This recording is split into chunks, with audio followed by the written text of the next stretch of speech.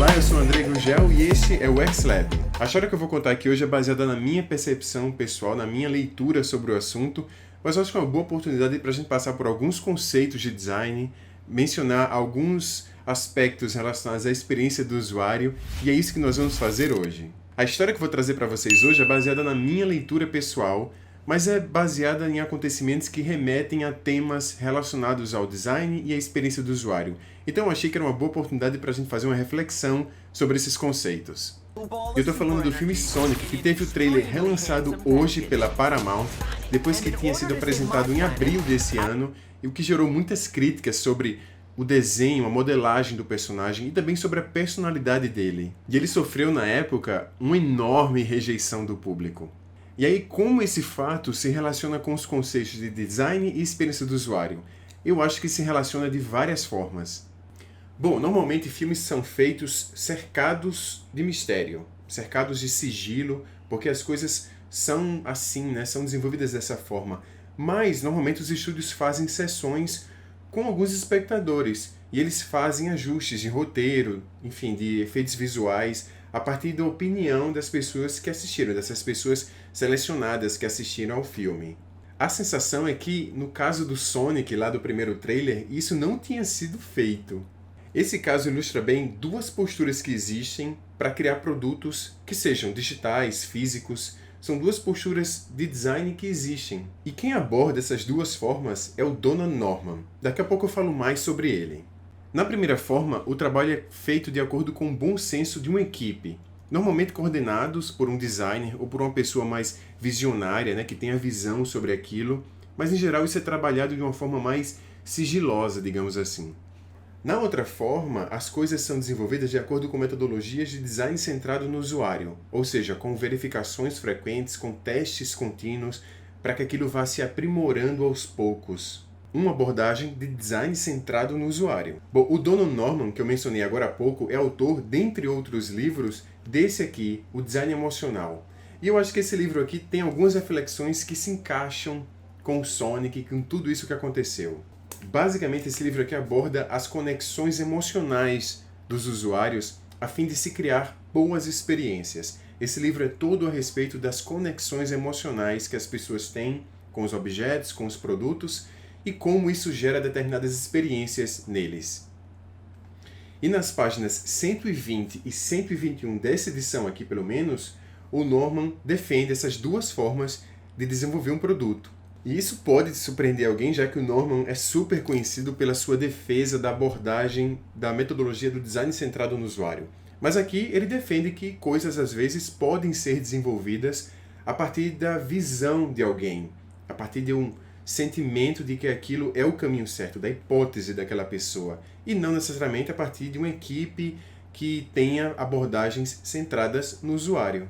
Ele cita que projetos mais voltados para o nível comportamental, que é aquele que tem uma relação mais próxima da usabilidade dos produtos, aí sim a abordagem do design centrado no usuário é essencial. Mas para desenvolver para o nível visceral, que é aquele que se relaciona mais com a estética, sabe, com a primeira impressão que as coisas têm, a percepção de qualidade das coisas, e também para o nível reflexivo, que é mais relacionado com a percepção de projetar para o impacto que uma determinada coisa tem na vida da pessoa e sobre a reflexão que a pessoa faz sobre aquela necessidade, muitas vezes o caráter visionário independente de um criador que tem uma hipótese visionária é também muito importante nesses aspectos. E a gente tem um histórico de coisas que nasceram a partir dessa visão, através da percepção visionária de alguém em relação a um determinado aspecto.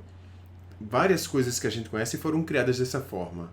E muitas outras coisas são também bem-sucedidas porque foram desenvolvidas a partir de uma ótica de design centrado no usuário. Mas nem sempre, aparentemente pelo menos, coisas mais voltadas a serem viscerais ou reflexivas, como o próprio Norman sugere, precisam ser criadas pela mente visionária de alguém.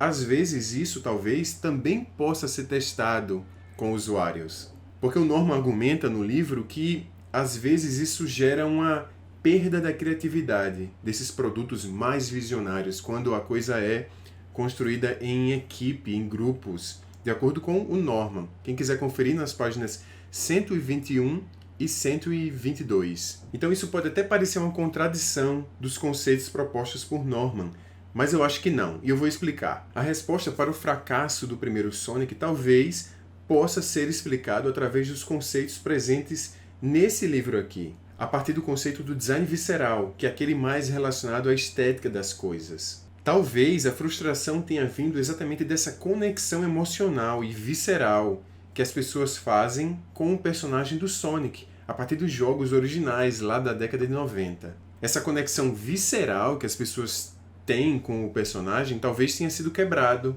a partir de uma expectativa errada, né, com o que foi feito por aquele personagem, que era uma releitura daquele personagem do videogame, algo que muita gente não aceitou. Mas isso são apenas reflexões. Fato é que a Paramount, o estúdio, teve que refazer muitas cenas, remodelar o personagem, dar a ele uma nova personalidade, ou seja, uma nova persona para o personagem, muito mais próximo àquele do videogame. Então eles ouviram as pessoas, né? Eles ouviram as críticas e reformularam o produto, no caso o filme, de acordo com esses feedbacks. E eu não sei, é apenas uma hipótese minha, mas provavelmente eles usaram processos de design nessa segunda etapa de produção, né, do personagem, da personalidade. Eles provavelmente fizeram testes mais profundos para poder ter certeza que aquele produto estava de acordo com as expectativas de um determinado público, principalmente aquele que tem um relacionamento emocional, visceral com esse personagem. Bom, então dessa história ficam algumas reflexões. O primeiro, sobre as formas de se desenvolver um produto. Você pode desenvolver um produto a partir de abordagens centradas no usuário, sim, mas às vezes você pode desenvolver um produto a partir da sua hipótese, da sua crença, da sua visão sobre alguma coisa. Mas fica a lição, em algum momento isso tem que ser testado. Fica também uma indicação de um livro, O Design Emocional, para quem ainda não leu, um livro muito valioso para a nossa compreensão sobre esses níveis emocionais que as pessoas desempenham com os produtos. E também fica uma lição sobre como as experiências podem ser ressignificadas.